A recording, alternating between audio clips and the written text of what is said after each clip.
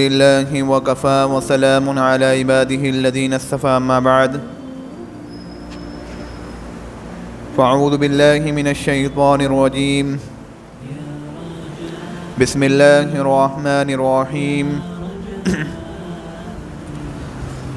وإن من شيء إلا عندنا خزائنه وما ننزله إلا بقدر معلوم صدق الله العظيم وصدق رسوله النبي الكريم ونحن على ذلك لمن الشاهدين والشاكرين والحمد لله رب العالمين۔ محترم حضرات و برادران عزیز، انسان یہ اللہ رب العزت کی تخلیق کا شاہکار ہے۔ لقد خلقنا الانسان فی احسن تقویم کے مصداق انسان اشرف المخلوقات ہے۔ وَلَقَدْ كَرَّمْنَا بَنِي آدَمَ کہہ کر اللہ تبارک و تعالی نے اس کو فضیلت بخشی ہے، اور یہ زمین و آسمان اور اس کے درمیان کی تمام چیزیں یہ انسان کے لیے پیدا فرمائی ہیں۔ زمین کے بارے میں اللہ نے فرمایا وَالْأَرْضَ فَرَشْنَاهَا فَنِعْمَ الْمَاهِدُونَ کہ ہم نے زمین کو فرش کے مانند بنایا ہے تاکہ انسان اس پر چل سکے۔ اللہ نے آسمان کے بارے میں فرمایا وَجْعَلْنَا السَّمَاءَ سَقْفًا مَحْفُوظًا ہم نے آسمان کو محفوظ چھت بنا دیا ہے کہ اگر تم یہ سوچو کہ یہ آسمان گر جائے گا، یہ آسمان کو گرنا نہیں، یہ محفوظ چھت ہے ہمارے لیے۔ اور پھر اس آسمان کو خوبصورت نظر آنے کے لیے اللہ تبارک و تعالی نے اس کو سجایا۔ وَلَقَدْ زَيَّنَّا السَّمَاءَ الدُّنْيَا بِمَصَابِيحَ کہ ستاروں کی کندیلیں ستاروں کی شمعیں یا آسمانوں میں روشن کر دی۔ اللہ نے اپنی قدرت کاملہ سے آسمان کو کیسا بنایا بغیر عمد ترونہا کہ تم دیکھتے ہو کہ یہ بغیر ستون کے یہ آسمان کھڑا ہوا ہے، بغیر پلر کے یہ آسمان کھڑا ہوا ہے۔ کوئی یہ نہیں کہہ سکتا کہ فلاں جگہ پر ایک ستون ہمیں، ایک پلر ہمیں نظر آ رہا ہے جس نے آسمان کو تھامے ہوئے ہے۔ ارے دیکھنے والے تو دیکھ ہل تری من فطور کیا تجھے کوئی کمی نظر آتی ہے، کوئی نقص نظر آتا ہے؟ ثم ارجع البصر كرتين ينقلب اليك البصر خاسئا وهو حسير کہ دیکھنے والے تو دوبارہ اس کی طرف دیکھ، تیری نگاہیں ناکام واپس لوٹیں گی، لیکن تو اللہ کی اس تخلیق میں کوئی کمی نہیں نکال سکتا، تجھے کوئی کمی نظر نہیں آئے گی، کوئی نقص نظر نہیں آئے گا۔ اللہ نے زمین کو فرش بنایا اور پھر انسان کی ضرورت کے لیے اس میں پھل اگائے، طرح طرح کے پھل اگائے، طرح طرح کے پھل ہم دیکھتے ہیں، کھاتے بھی ہیں، طرح طرح کے پھول اگائے، طرح طرح کی کھیتیاں بھی اللہ تبارک و تعالی نے اگائی۔ اللہ اپنی قدرت کے نظارے کرا رہے ہیں۔ اللہ فرما رہے ہیں افلم ينظروا الى السماء فوقهم کیا تم اپنے اوپر اس آسمان کو نہیں دیکھتے کہ ہم نے اس کو کیسے بنایا، کیف بنیناها وزیناها ہم نے اس کو کیسے مزین کیا، وما لها من فروج اور اس میں ایک پھٹن، ایک چھید نہیں دکھا سکتے تم کہ کبھی کسی نے یہ کہا ہو کہ آسمان میں فلاں جگہ میں ایک چھید ہے۔ وَالْأَرْضَ مَدَدْنَاهَا وَأَلْقَيْنَا فِيهَا رَوَاسِيَ وَأَنبَتْنَا فِيهَا مِنْ كُلِّ زَوْجٍ بَهِيجٍ ہم نے زمین کو پھیلا دیا ہے، وَأَلْقَيْنَا فِيهَا رَوَاسِيَ اور ہم نے پہاڑوں کو زمین میں گاڑ دیا، وَأَلْقَيْنَا فِيهَا رَوَاسِيَ وَأَنبَتْنَا فِيهَا مِنْ كُلِّ زَوْجٍ بَهِيجٍ اور ہم نے تمام جوڑے پیدا فرمائے ہیں تَبْصِرَةً وَذِكْرَى لِكُلِّ عَبْدٍ مُنِيبٍ کہ سمجھنے والوں کے لیے اس میں بصیرت بھی ہے، نصیحت بھی ہے، اس میں اس بندے کے لیے عبرت کی باتیں ہیں کہ جس کے اندر رجوع ہوتا ہے، جس کے اندر انابت ہوتی ہے، کہ اللہ تبارک و تعالیٰ نے یہ سورج چاند ستاروں کا نظام بنایا ہے. اللہ نے فرمایا والشمس تجری لمستقر لها ذلك تقدیر العزیز العلیم کہ سورج یہ اپنی منزل کی طرف رواں دواں ہے. سورج کے ذمے میں کیا کام ہے؟ یہ مشرق سے نکلتا ہے مغرب میں ڈوب جاتا ہے، پھر یہ مشرق سے نکلتا ہے مغرب میں ڈوب جاتا ہے. للشمس ينبغي لها ان تدرك القمر، اور سورج کے لیے ممکن بھی نہیں کہ وہ چاند کو پکڑ سکے. واللیل سابق النہار، اور نہ رات دن سے پہلے آ سکتی ہے. اللہ تبارک و تعالیٰ اپنی قدرت کے نظارے کرا رہے ہیں کہ کبھی کسی نے کوئی یہ دیکھا ہو کہ ایک جگہ میں رات بھی ہو رہی ہو اور دن بھی ہو رہا ہو؟ کیا کبھی ہم نے ایسا دیکھا کہ شاہجہاں پور میں رات بھی ہو رہی ہو اور دن بھی ہو رہا ہو؟ یہ اللہ کی قدرت کاملہ ہے.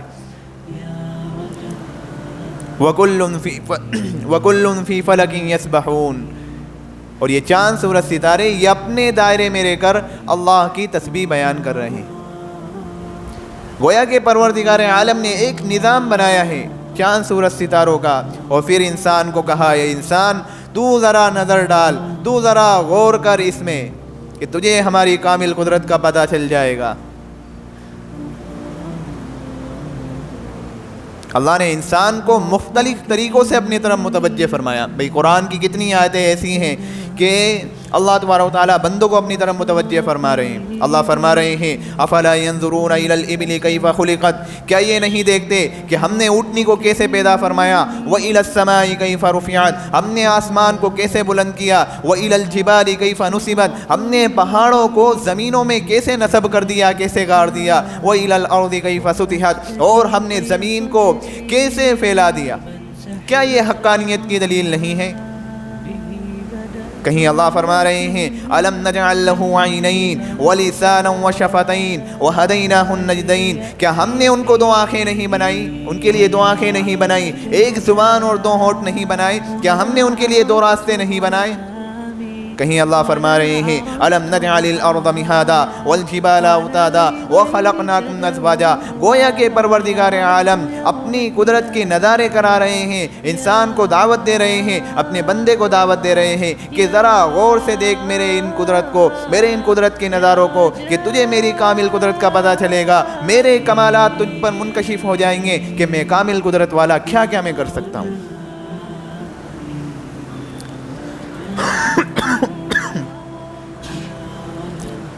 اللہ تبارک و تعالیٰ ان الفاظ کے ساتھ اپنے بندوں کو متوجہ کرتے ہیں کہ ہم نے یہ نہیں بنایا، ہم نے یہ نہیں بنایا، تاکہ انسان اس پر غور و فکر کرے، اپنے رب تبارک و تعالیٰ کی نعمتوں کا شکر ادا کرے کہ یہ تمام چیزیں انسان کے لیے بنائی ہیں. انسان کو یہ بتایا ان الدنیا خلق لکم و انکم خلقتم للآخرہ، کہ دنیا ساری کی ساری تمہارے لیے بنائی گئی ہے لیکن ہم نے تمہیں آخرت کے لیے بنایا ہے. یہ تمام دنیا کی تمام چیزیں یہ انسان ہی کے لیے بنائی ہے کہ جتنی کامیابی حاصل کر سکتے ہو کر لینا، جتنا آگے بڑھ سکتے ہو بڑھ جانا، لیکن آخرت کو نہ بھولنا کہ دنیا ہم نے تمہارے لیے بنائی ہے لیکن تمہیں ہم نے آخرت کے لیے بنایا ہے. لیکن آج انسان دنیا میں ترقی حاصل کرتا ہے، ترقیات کی سیڑھیاں چڑھتا ہے تو وہ یہ سمجھنے لگ جاتا ہے کہ میں بھی دنیا کے لیے بنایا گیا ہوں، یہ دنیا میرے لیے بنائی گئی، میں بھی دنیا کے لیے بنایا گیا ہوں.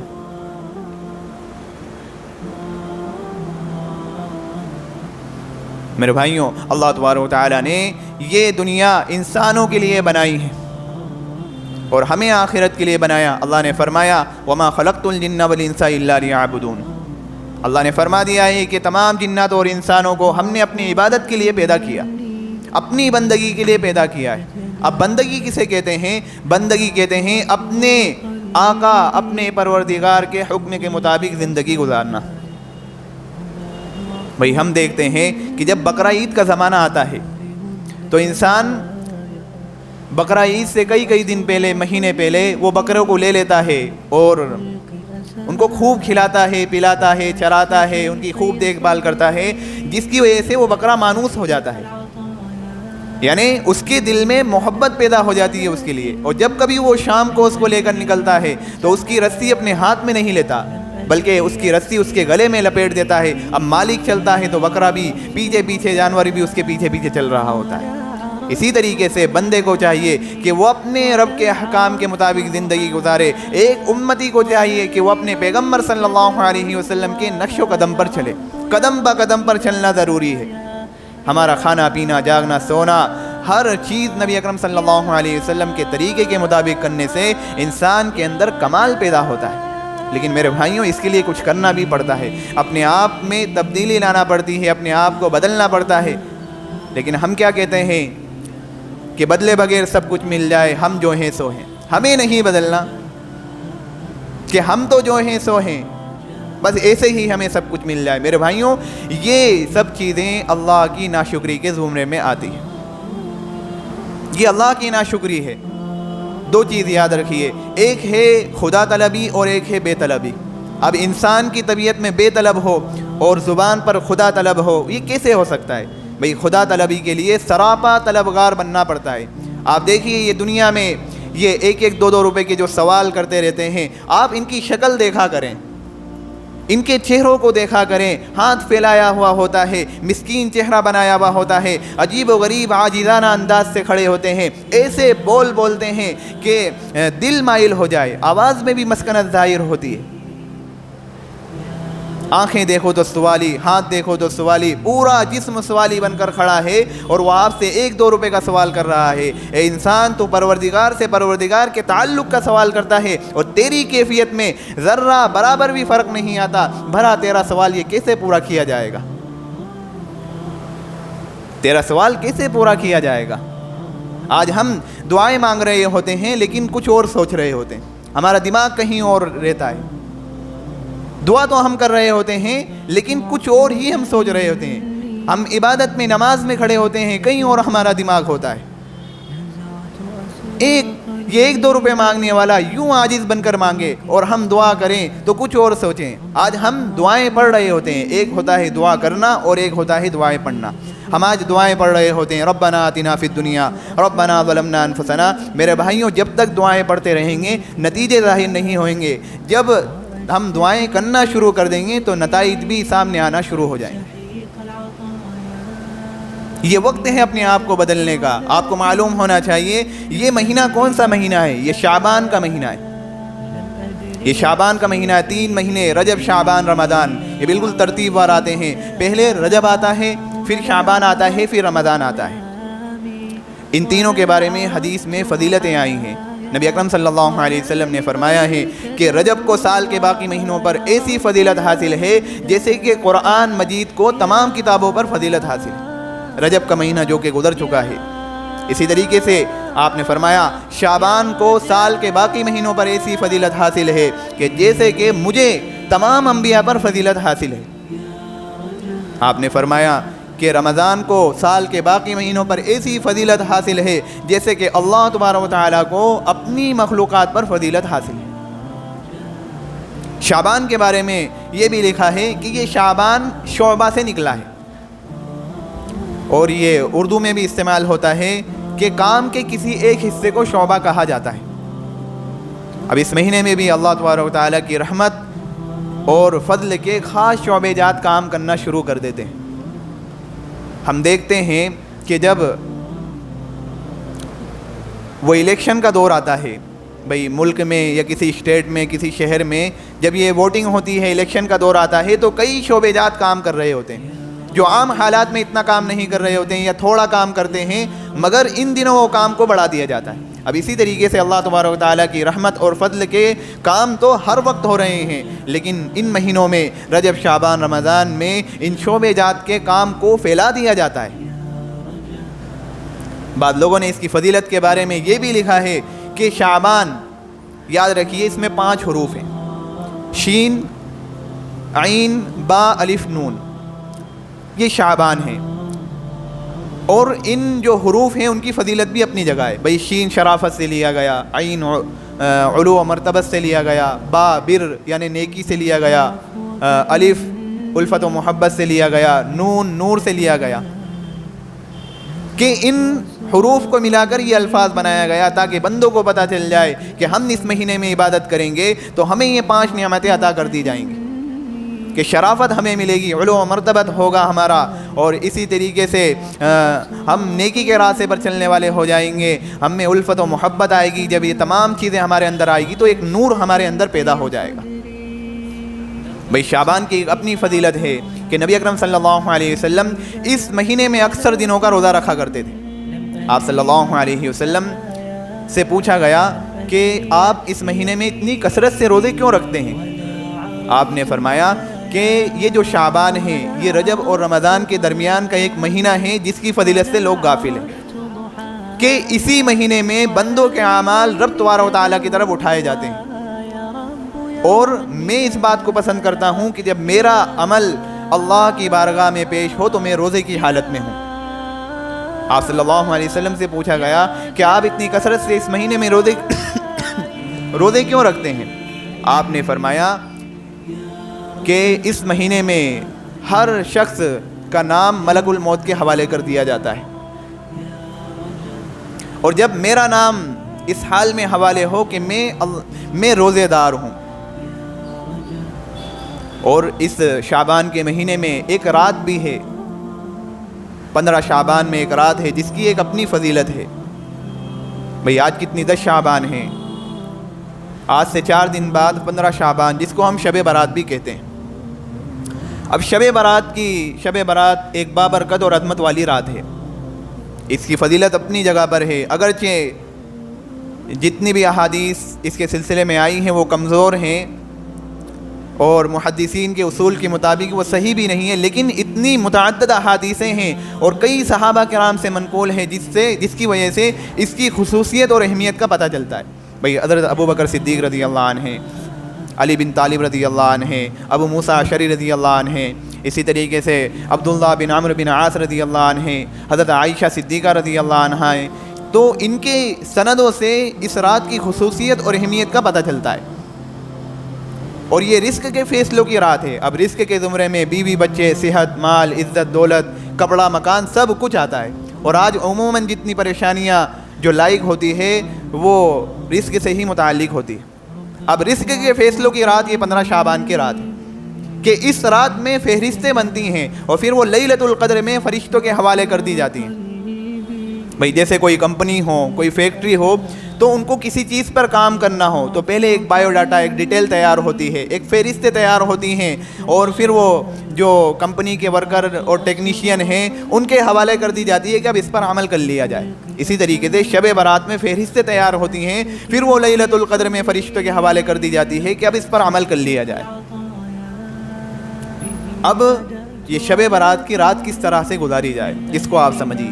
یاد رکھیے کہ عبادت کا کوئی بھی خاص طریقہ متعین نہیں، عبادت کا کوئی بھی خاص طریقہ یہ مقرر نہیں ہے۔ جیسے بعض حضرات کہتے ہیں کہ اس رات میں اگر ایک مخصوص طریقے سے 2 رکعت نماز پڑھ لی جائے تو جتنی بھی قضا نمازیں ہیں وہ معاف ہو جائیں گی، یہ بے اصل بات ہے، اس کی کوئی حقیقت نہیں۔ بھئی جو عبادتیں ہیں، نماز ہے، صلاۃ التسبیح ہے، اسی طریقے سے ذکر و اذکار ہے، قرآن ہے، آپ یہ سب عبادتیں کریں، اور اسی طریقے سے بھئی اپنی ہمت اور طاقت کے مطابق اس رات کو عبادت میں گزارنا چاہیے۔ یہ نہ ہو کہ ہم گپ شپ لڑا رہے ہیں، 4 مل کر بیٹھ گئے، باتیں ہو رہی ہیں، چوراہوں پر اور گلیوں میں وقت گزر رہا ہے۔ میرے بھائیوں یہ سب بے سود ہے، یہ ہماری نیکیوں کو برباد کرنے والی چیز ہے۔ اس سے اچھا ہے کہ آپ گھر میں جا کر سوئیں، اپنی نیند کو پوری کریں۔ یہ تو اس رات کی توہین ہے کہ آپ جاگ کر اور وہ بھی یعنی غف شپ باتیں کر رہے ہیں اور اس رات کی توہین کر رہے ہیں۔ اسی طریقے سے ایک چیز اور، بھئی پورے سال نمازوں کا اہتمام کیا جائے۔ یہ نہ ہو کہ شب برات میں آپ نے عبادت کر لی اور پھر اپنے آپ کو جنت کے مستحق سمجھ لی، یہ نہیں ہونا چاہیے۔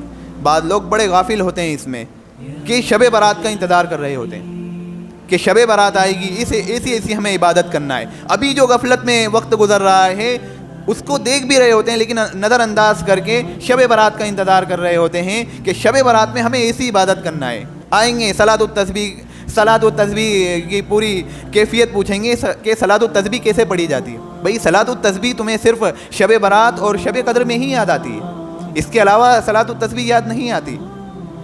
میرے بھائیوں یہ سب خیال باطل ہیں، ایک ہمارے دوست کہنے لگے کہ مفتی صاحب آپ رمضان المبارک کا آخری عشرہ مجھے دے دینا، ہمیں دے دینا کہ آخری عشرے میں آپ 1 سے 3 تک ہمیں یوں ذکر و اذکار کرانا، یوں قرآن پڑھانا۔ میں نے کہا ابھی جو وقت یہ غفلت میں گزر رہا ہے پہلے اس کو صحیح کرو، بھئی رمضان المبارک کی تیاری کرو۔ آپ نے تو اپنے لیے متعین کر لیا کہ رمضان کا پہلا اور دوسرا عشرہ بھی نہیں، تیسرا عشرہ ہمیں دے دینا، یعنی ہم سارا کفارہ ادا کر لیں گے، ہمیں نماز نہیں پڑھنا، شب برات میں ساری نماز پڑھ کے ہم بالکل دودھ کے دھلے ہو جائیں گے۔ میرے بھائیوں یہ سب نہیں ہونا چاہیے۔ یہ رات اس لیے ان کی فضیلتیں اس لیے نہیں ہیں، بلکہ عبادت کرنے میں جو کوتاہی اور کمیاں ہم سے لاحق ہو رہی ہیں کہ اس رات میں عبادت کی مقدار بڑھا دی جائے اور اس طریقے سے ذکر و اذکار قرآن کی تلاوت کی جائے تاکہ ہم نے جو سال کے ان مہینوں میں ہم سے جو غفلتیں ہوئی ہیں ان غفلتوں کا کفارہ ادا۔ اب آپ بے نمازی ہیں، نماز نہیں پڑھ رہے ہیں، شب برات کا انتظار کر رہے ہیں، لیلۃ القدر کا انتظار کر رہے ہیں۔ اسی طریقے سے ایک چیز اور، بھئی قبرستان جانے کا ایک مسئلہ ہوتا ہے، بڑے اہتمام سے قبرستان جاتے ہیں، ان سے پوچھا جائے تو کہتے ہیں کہ آپ صلی اللہ علیہ وسلم بھی اس رات میں قبرستان گئے۔ بھئی اس میں کوئی دو رائے نہیں کہ آپ صلی اللہ علیہ وسلم قبرستان گئے ہیں، لیکن آپ کو یہ بھی معلوم ہونا چاہیے کہ آپ صلی اللہ علیہ وسلم جو قبرستان گئے ہیں اپنی بیوی حضرت عائشہ سے بھی مخفی رکھا، اپنی بیوی حضرت عائشہ سے بھی پوشیدہ رکھا ہے۔ حضرت عائشہ کو نہیں پتا کہ آپ صلی اللہ علیہ وسلم کہاں گئے۔ حضرت عائشہ نے دیکھا کہ آپ صلی اللہ علیہ وسلم بستر پر موجود نہیں ہیں، آپ نے یہ سمجھا کہ میری باری میں کسی دوسری بیوی کے پاس آپ چلے گئے۔ حضرت عائشہ باہر نکلی، جنت البقیع میں دیکھا کہ آپ صلی اللہ علیہ وسلم رو رہے ہیں۔ تو آپ یہاں پر یہ غور کریں کہ بھائی اگر قبرستان جانا اتنی خصوصیت کا اس رات میں اتنی خصوصیت کا یہ حامل ہوتا تو آپ صلی اللہ علیہ وسلم اپنی بیوی کو بھی بتاتے، بھائی صحابہ کرام کو اپنے ساتھ لے کر جاتے اور بعد میں اس کی ترغیب دیتے، لیکن بعد میں بھی اس کی ترغیب دینا آپ صلی اللہ علیہ وسلم سے ثابت نہیں۔ اب ٹولیوں کی شکل میں قبرستان جائے جا رہے ہیں اور پھر بعض جگہ پر تو اسے قبرستان جانے کے لیے بڑا اہتمام کیا جاتا ہے، پورے قبرستان میں روشنیوں کا اہتمام کر دیا، لائٹوں کا اہتمام کر دیا ہے کہ قبرستان جانے میں سہولتیں ہوں۔ میرے بھائیوں یہ دین میں زیادتی ہے، یہ غلو ہے۔ قبرستان جایا جائے لیکن اتنا اہتمام اور اتنی پابندی نہ کی جائے۔ اسی طریقے سے ایک روزے کا مسئلہ ہے کہ 15 شعبان میں بھئی روزہ ہے، لیکن یاد رکھیے نہ کوئی یہ فرض ہے، نہ واجب ہے، نہ لازم ہے، یہ روزہ رکھنا مستحب کے درجے میں ہے۔ اب بعض لوگ جن کو اور روزے تو یاد نہیں آتے، شب برات میں روزہ رکھ لیا، اب دوسروں کی طرف نگاہیں کرتے ہیں، اس نے روزہ نہیں رکھا ہے، بڑی تہجد کی باتیں کرتا ہے، بڑی 5 وقت کی نمازوں کی بات کرتا ہے، روزہ نہیں رکھا۔ میرے بھائیوں یہ ملامت کرنے کا حق تجھے کس نے دیا ہے؟ بھئی روزہ رکھنا اخلاص کے ساتھ تو روزہ خود رکھ لے، دوسروں کی طرف نہ دیکھ، دوسروں کی طرف نہ دیکھ کہ اس نے روزہ نہیں رکھا، اس نے روزہ نہیں رکھا۔ اخلاص کے ساتھ تیرے کو روزہ رکھنا ہے، تو روزہ رکھ لے، لیکن دوسروں کی طرف دیکھ کے اس کو ملامت کا شکار نہ بنا، اس پہ لعنت بھیج رہا ہے کہ اس نے روزہ نہیں رکھا، بڑا تہجد کی باتیں کرتا ہے، بڑی نمازوں کی دعوت دیتا رہتا ہے اور اس دن روزہ نہیں رکھا۔ بھائی مستحب کے درجے میں ہیں، روزہ رکھ لو گے ثواب مل جائے گا، نہ رکھو گے تو کوئی گناہ نہیں ہوگا، اس لیے اخلاص کے ساتھ روزہ رکھنا ہے۔